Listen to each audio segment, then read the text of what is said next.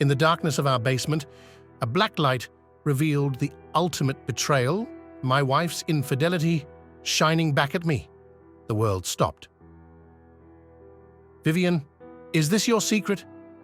Anger and despair collided as I stumbled upon her deception, each glowing mark a deep cut to my heart. This is my journey from blissful ignorance to a vengeful awakening. Enjoy watching it. My name is Mason, and my wife Vivian and I have shared a bond for 25 years. We are blessed with a daughter named Elise, who recently turned 23. My mother, Frances, who is 82 years old, resides in a facility where she receives assistance due to her inability to manage everything independently. As her sole child, I am responsible for handling her legal and financial matters. Unfortunately, her health has been deteriorating over the past year. Vivian and I tied the knot when I was 30 and she was 24. I hold a high-ranking position at a bank, while Vivian works for a prominent company involved in fundraising. Our daughter Elise recently graduated from college after 6 years of study, and she is currently in a relationship with a young man named Craig, who appears to come from a well-off background. They reside together near her alma mater. It is truly ironic how nature can inject humor into our lives. I found myself in the basement, attempting to untangle the mess of Christmas lights, when Vivian descended with some meat for the freezer and encountered a sizable mouse, or so she claims. Perhaps the mouse did not actually cause her to stumble, but her reaction led to a fall down the last few steps. She contorted her body like a skilled ninja, but unfortunately she sustained significant injuries to her leg and ankle. Her subsequent scream resonated much louder. Following a series of surgeries, Vivian was left with a cast and was unable to drive for several months. Considering Elise's upcoming wedding, which will take place before the cast is removed, Vivian will have to wear a loose-fitting dress. Thus, I found myself crawling around the dark basement, accompanied solely by a black light. Upon stumbling across a peculiar light emitting from a basket near our designated clothes drop area, my curiosity was piqued. The intensity of the light was rather striking, illuminating Vivian's undergarments.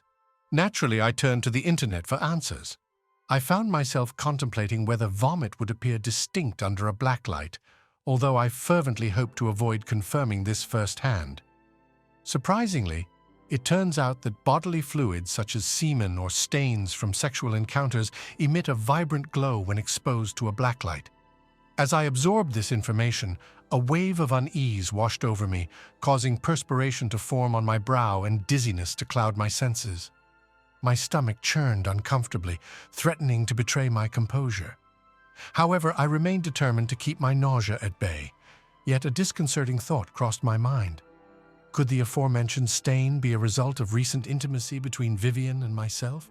No, that couldn't be the case, as we hadn't been together since her accident last week. Elise had been visiting regularly to assist with household chores, laundry, and accompany Vivian on shopping trips. Considering the significant disparity in size between Vivian's undergarments and Elise's, it was highly probable that the stained undergarments belonged to Vivian and were used recently. I promptly sealed them in a plastic bag and discreetly concealed them in my online workshop. Coincidentally, I stumbled upon a fascinating phone case that possessed an additional battery and the capability to record conversations. I expedited its delivery to my office. Convincing Vivian to test this innovative gadget was a simple task, given her perpetual struggle with a drained phone battery. Each night, I patiently awaited Vivian's preparations for slumber. Swiftly, I would retrieve the audio recordings and arrange them for future reference. The true shock lay not in the recordings themselves, but rather in the blatant lack of respect displayed. The stained undergarments had already indicated that they met clandestinely 2 to 3 times a week. My affection for Vivian had transformed into an intense aversion. This affair, or whatever it may be classified as, did not inflict as much pain as witnessing my daughter's behavior. Although I possessed numerous recordings, I have transcribed one particular excerpt. "Mom, you're aware that you'll eventually be caught sneaking off to Dominic's place again. I highly doubt Mason will suspect anything. Yes, drive into his yard. Dominic is peculiar. What is it about him that you will eventually understand? However, why does he always speak negatively about Dad? Have they even met? They crossed paths at some charity events.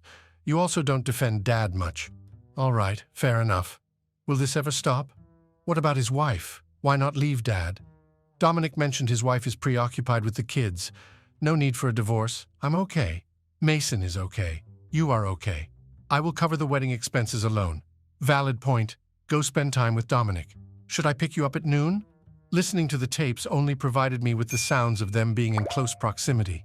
No whispers or discussions about plans. Just noises like, "Oh yeah, ugh." Clearly they weren't planning any event. I pondered how to get Vivian to bring her phone in there when she was with Dominic. This way the detective could only capture photos of them meeting or leaving. I noted the times. The crucial evidence was the DNA from Dominic's discarded coffee cup. I cut a piece from one of the stained panties, collected some of Vivian's hair, and sent it with the cup for testing. The results were unsurprising. After each instance, I bagged the panties, labeled the date, and took a photo with the news date on TV visible. I stored these bags in the garage. I needed to purchase new panties to keep up with the ones I was preserving. Avoiding Vivian became simple as she didn't seem to care much. It wasn't too difficult. I attempted a few times to engage Elise in conversation, but she only provided brief responses. Her body language indicated she was under stress. Perhaps it's due to her upcoming wedding. The attorney outlined the consequences of a divorce. We would split our assets in half, and I would have to pay Vivian a significant amount each month since her job didn't pay well. Clearly, Vivian assumed I would find it more cost-effective to remain with her, but I wouldn't allow her to cheat and still take my money. It seemed like I needed to devise a plan to transfer all my money before she could access it. I proposed to Vivian that we should search for a new car for her and convinced her to sign the car's title so we could swiftly finalize a deal. She mentioned it was about time. Yes, indeed it was.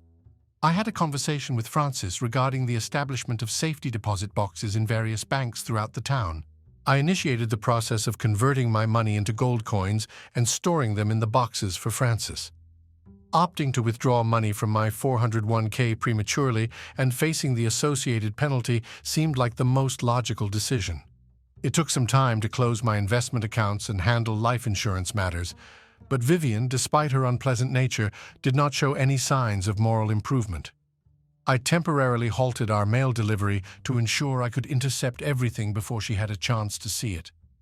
Vivian and I had a credit line that we utilized for 6 years to pay for college tuition. It appears that I neglected to invest in her education on ethics. I maximized this credit to the bank's limit. I purchased gold from dealers in various cities to avoid raising suspicion and utilized those trips to open additional boxes for Francis. The end was drawing near. Elise's wedding was only a week and a half away. Francis had decided to sell her vacant house just now. I acquired a disposable phone. I successfully negotiated an attractive early retirement package and converted my final paycheck into cash. Subsequently, I returned home and commenced packing. As I executed this plan, each step was carefully calculated, yet tinged with desperation. The conventional standards of conduct no longer held significance.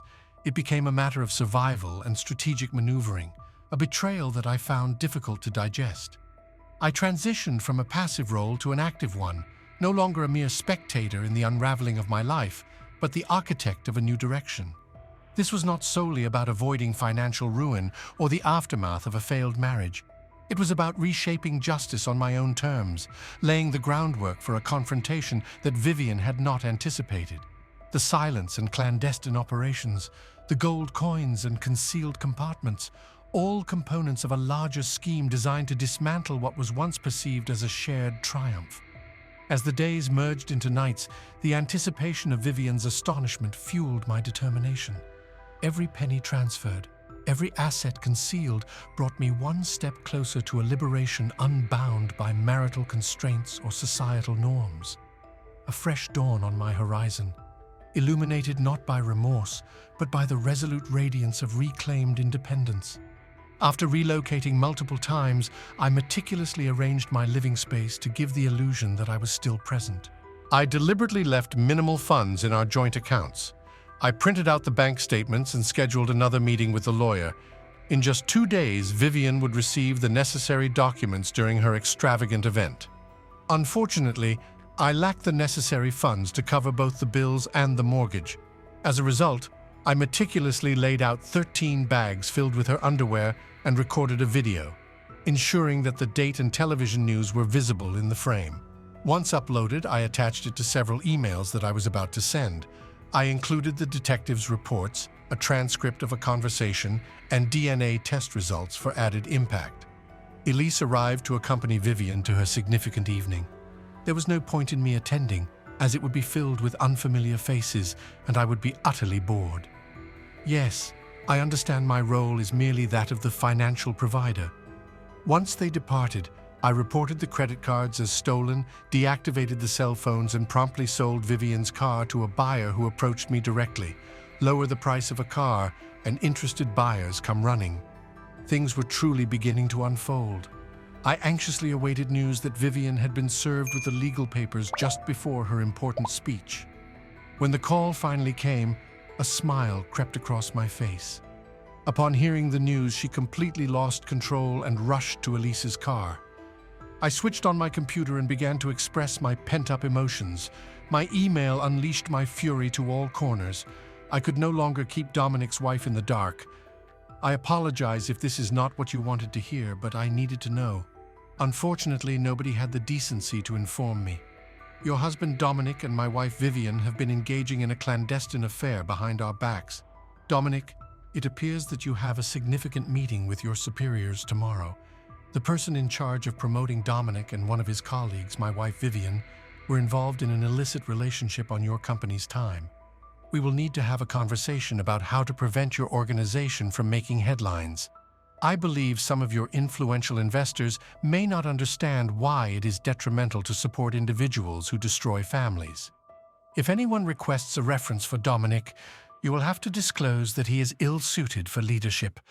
I will not allow you to pass him off as someone else's problem. Vivian, I hope you, however, it seems that my actions were not enough to satisfy you. I made the difficult decision to resign from my job and leave our home. I liquidated all of our assets and gave them away. As a result, we are left with very little, and whether you take half or all of it, we will soon be financially ruined. Perhaps you can find solace with your lover. I am certain that his world is about to be turned upside down as well. I am still in disbelief at how you manipulated Elise. I hope you experience a long and painful downfall, you heartless cheater. Mason, the one that hurt me the most was Craig and Elise. It pains me to say this, but I cannot walk Elise down the aisle at your wedding. I have come to realize that our understanding of wedding vows is vastly different. Elise not only knew about her mother's infidelity, but she also played a role in breaking up my 25-year marriage.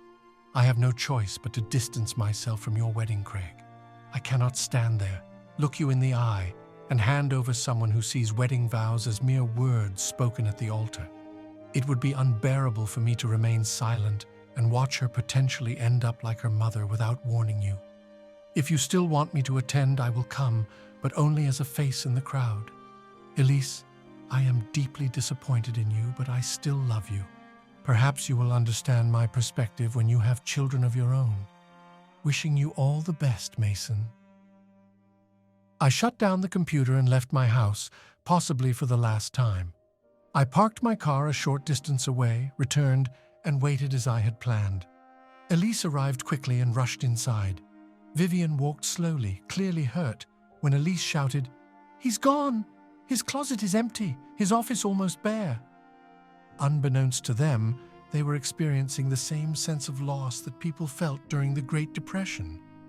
During that time, people trusted banks only to be left with nothing when the economy crashed. It didn't take long for people to find me. In a strange way, the anger directed at me was somewhat comforting. After all, misery loves company. The questions came at me relentlessly. How could you? What were you thinking? But perhaps I should be asking you those questions instead. Craig called off the wedding. It was quite unexpected. I didn't shed a tear. Not until that day. Shortly after the divorce was finalized, I opened my front door and saw Elise standing there. It pained me to see her trembling lips as she tried to speak. "I'm sorry," she managed to say. Without hesitation, I opened my arms and she embraced me tightly. I returned the hug, and she softly wept for a long time. Eventually, she stepped back, looked at me, but couldn't find the words to continue. I offered to stay for the next time. She whispered, attempting to say more, but ultimately concluded with, "I need to leave." And so, she left. It was then, when I noticed the tear stain on my shirt, that I couldn't hold back my own tears. The healing process had begun. I found myself frequently tuning into the business channels, always keeping an eye on the price of gold. Francis occasionally gifts me a gold coin. Vivian works the late shift at a small store. The bills pile up and I'm trapped in the possibility of losing the house. It seems inevitable. However, amidst all the pain, struggles, and losses, it's the moments of kindness and second chances that shine brightly, much like Elise. I apologize, Francis. The gold coins serve as glimmers of hope. Yes, I keep an eye on the gold, but it's more about holding on to what truly matters. What is significant in this mixture of good and bad? I am learning. Perhaps healing is on the horizon. The future remains uncertain, but I am facing it head-on.